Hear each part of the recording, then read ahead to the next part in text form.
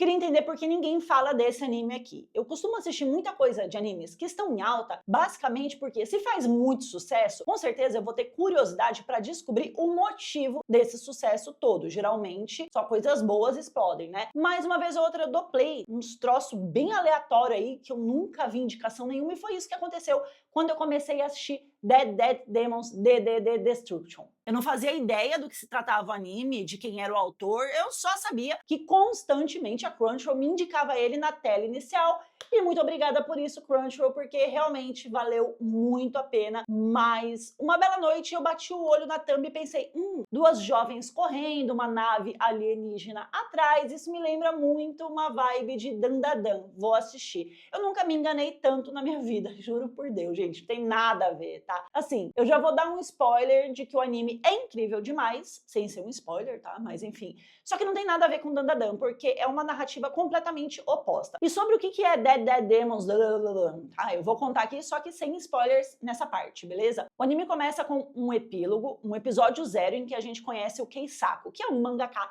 falido que teve o seu corpo parasitado por um alienígena e que, depois de anos, acaba despertando novamente porque o serzinho que vivia lá dentro dele morreu, sendo que ele é um caso raro, já que todos os humanos, ao terem os seus corpos tomados por ETs, acabavam morrendo e servindo só de carcaça ali para esses extraterrestres existirem aqui. Esses seres tinham chegado anos atrás numa nave-mãe de proporções colossais e se instalado nos céus de Tóquio, só que quando todo mundo achava que era o fim da humanidade, nada aconteceu. Ela só ficou ali, ó, anos lá em cima, sem fazer nada. Acontece que o Keisaku tinha uma filha que foi extremamente negligenciada por ele a vida toda, e agora, depois de conseguir tomar o controle da sua consciência ali de volta, ele quer desesperadamente encontrar a menina, que se chama Kadode. Só que o mundo tá um caos, né? Tem facções guerreando entre si, e ele acaba sendo traído por duas garotas que estavam supostamente ajudando ele. E eu vou parar aqui nessa parte para não estragar a experiência de vocês. Quando o segundo episódio começa, a gente é transportado no tempo antes da chegada dessa nave-mãe para acompanhar o processo de colapso do mundo, que na verdade começou muito antes da chegada da nave alienígena. A sociedade e as relações humanas já viviam em colapso, mas ninguém se dava conta disso até então. A partir daí, a gente acompanha as protagonistas, que são a Kadode e a Ontan, que são amigas de infância e que vivem uma pela outra ali, cada uma pelos seus próprios motivos. O anime traz uma rotina banal do dia a dia delas, em trechos que nem sempre são lineares, às vezes está mostrando o presente das duas, às vezes mostra o passado, mas ele vai construindo o caminho para que a gente possa entender muito bem o porquê cada uma delas vai agir da forma que agiu com a chegada e a permanência da nave lá no céu. Sobre a sinopse, é isso aí, não vou soltar nenhum spoiler, mas o que vocês precisam ter em mente é que essa é uma história que tem um destaque pela forma como o autor construiu um mundo intrincado, complexo, cheio de camadas e com múltiplas conexões entre os personagens, mas que consegue se manter consistente e plausível dentro do universo que foi proposto. O ponto central da obra é o fato de que o absurdo toma conta do comum e as pessoas passam a viver as suas vidas como se uma nave colossal no meio do céu fosse a coisa mais normal do mundo. No meio de tudo isso, a gente tem uma ambientação extremamente detalhada e que consegue capturar muito bem o realismo urbano de Tóquio, só que com essa mistura sci-fi da invasão alienígena e que reforça bastante a sensação de estranheza e de deslocamento. Como eu já disse aqui, ele mistura momentos presentes com passados, então ele traz uma narrativa de uma forma não linear que acaba subvertendo as nossas expectativas para, ao invés de focar numa batalha épica entre humanos e aliens, ele explora a rotina banal das meninas. Mas, gente, ele é capaz de transformar interações bobinhas, simples, cotidianas, em momentos de reflexão profundas, assim. Essa estrutura que o Inio faz ali reforça essa ideia de que mesmo com eventos extraordinários acontecendo, a vida segue o seu curso com preocupações simples e que continuam existindo, tá? Uma coisa importante é que a Kadode e a Ontan são personagens que foram construídas de forma complexa e bem realista, justamente porque elas fogem do estereótipo de heroínas que a gente está acostumado a ver nos mangás por aí. Então, os diálogos, as interações que elas têm são extremamente naturais e que trazem uma série de nuances, reforçando ali a autenticidade da amizade entre as duas. Elas têm uma dinâmica que equilibra muito bem o humor e a melancolia, e isso cria um contraste bem forte com a ameaça constante que paira sobre a cabeça da população. E os personagens secundários, inclusive os membros do governo e os jornalistas, eles são retratados de forma multifacetada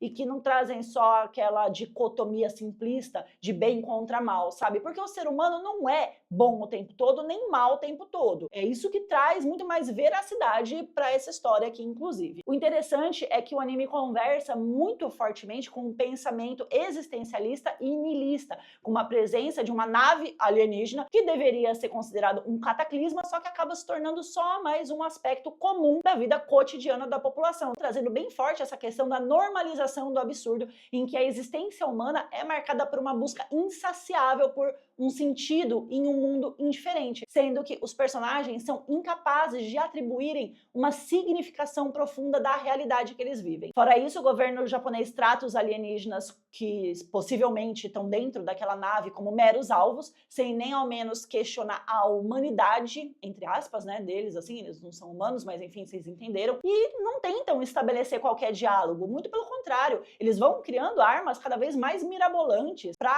poder abater eles, e sempre às pressas, assim, né? Não abater um alvo que tá ali há anos parado e que nunca ataca, e nem tenta se defender cada vez que é atingido.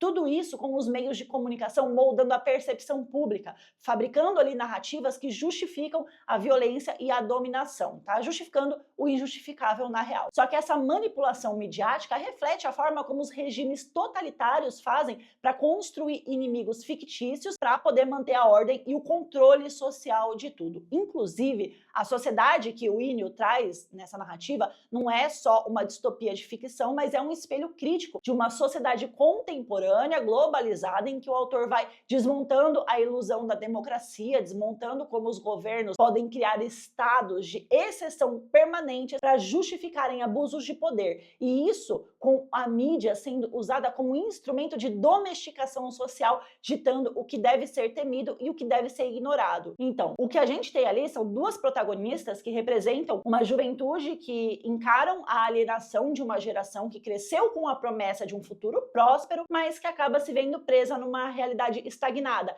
E é nítido isso se a gente analisar como o consumo, os relacionamentos superficiais e a tecnologia não preenche o vazio existencial de nenhum dos personagens da obra. No final das contas, o Dead Dead Demons aí não é uma obra sobre uma invasão alienígena, apesar desse ser um elemento muito presente dentro da história. Só que é só um pretexto para poder trazer uma reflexão filosófica e psicológica da sociedade moderna, forçando o telespectador a encarar a possibilidade de que o verdadeiro inimigo não é o desconhecido, só que é a nossa capacidade de aceitar ou permitir algo sem resistência ou sem crítica, muitas vezes por puro conformismo, tá? Ou por preguiça mesmo, fazendo com que a gente aceite passivamente uma situação, mesmo que ela não seja ideal ou justa, e escancarando também ali a falta de esforço para melhorar algo diante da opressão. Então, o terror não está no fato de você ter uma nave alienígena enorme sobre a sua cabeça, mas sim na aceitação de que esse é mais um dia normal na vida deles, na nossa vida. E fica aí o questionamento que o Inyo Asano deixa de forma bem implícita, tá? Quantas naves alienígenas já se instalaram no nosso horizonte e a gente nem se deu conta? Até que ponto nós estamos realmente vivendo e até que ponto nós estamos seguindo um roteiro pré-definido? Esse não é um anime tão popular quanto os shonens que a gente tem por aí, até porque ele não é um shonen, tá? Mas não é tão popular quanto muitos outros que a gente tem aqui, até porque ele tem um ritmo e uma construção bem peculiar que não costuma agradar muito a maior parte das pessoas, mas que por isso acaba escancarando aí que a gente tá aceitando e consumindo o que nos é enfiado goela abaixo, tá? Em todas as áreas da nossa vida, sem questionar nada. Mas eu quero saber, você já assistiu Dead Dead Demons Destruction? Me conta aqui o que é que você achou. Não se esquece de deixar o seu like aqui nesse vídeo, se inscrever no canal. E é isso, gente. Beijos. Tchau. Ah, eu adorei o anime, tá? Assistam. Vale a pena. Mas ele é diferente de tudo que vocês já viram.